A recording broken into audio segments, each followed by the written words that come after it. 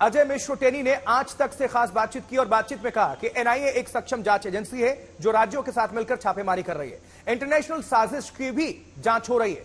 टेनी ने कहा, अगर पीएफआई की गतिविधियों की बात करें, अगर वो ठीक निकलती हैं तो कार्रवाई क्यों होती? पॉपुलर फ्रंट ऑफ इंडिया पर दूसरे राउंड की छापेमारी अलग अलग राज्यों में चल रही है। इस पर हमारे साथ बातचीत करने के लिए मौजूद हैं केंद्रीय गृह राज्य मंत्री अजय मिश्रा टेनी। सर, दूसरे राउंड की इस बार फिर छापेमारी हो रही है, पूरे देशव्यापी छापेमारी पॉपुलर फ्रंट ऑफ इंडिया के खिलाफ।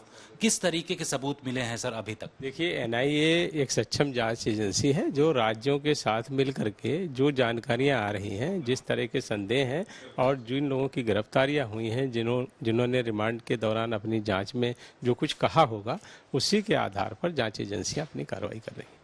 जानकारी ये है कि इंटरनेशनल साजिश भी है, कई विदेशी कंट्रीज से पैसा आ रहा है, तो उसको लेकर के किस तरीके से सब चीज़ों की जांच हो रही है। जांच होने के बाद जो कुछ आएगा उसके विरुद्ध कार्रवाई हम करेंगे, उसी आधार पर कार्रवाई करेंगे। पॉपुलर फ्रंट ऑफ इंडिया लगातार देश विरोधी गतिविधि चला रहा है।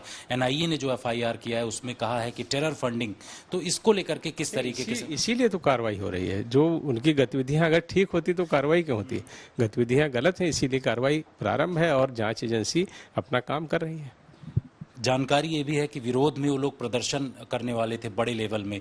आखिर इस तरीके से वो क्यों अपना बचाव कर रहे हैं अगर उन लोगों के अंदर किसी तरीके की गलती नहीं है? जो आदमी गलत होता है वो कुछ इस तरह के करता ही है, वो करने का अधिकार भी है, उन्होंने किया है। अगर गलत तरीके से करेंगे तो उसको रोका भी जाएगा, अन्यथा लोकतांत्रिक ढंग में प्रोटेस्ट करने का जिस तरह का अधिकार है वो अपनी बात को रखना चाहते हैं तो रखें, लेकिन जांच एजेंसियां इस सब से प्रभावित नहीं होंगी, क्योंकि इस समय एक ऐसी सरकार है जो दोषी के विरुद्ध तो पूरी कार्रवाई करती है, निर्दोष को हम किसी तरह का कोई कार्रवाई उनके खिलाफ नहीं करेंगे। कई राज्यों ने पॉपुलर फ्रंट ऑफ इंडिया पर बैन लगाने के लिए गृह मंत्रालय को पहले भी लिखा है।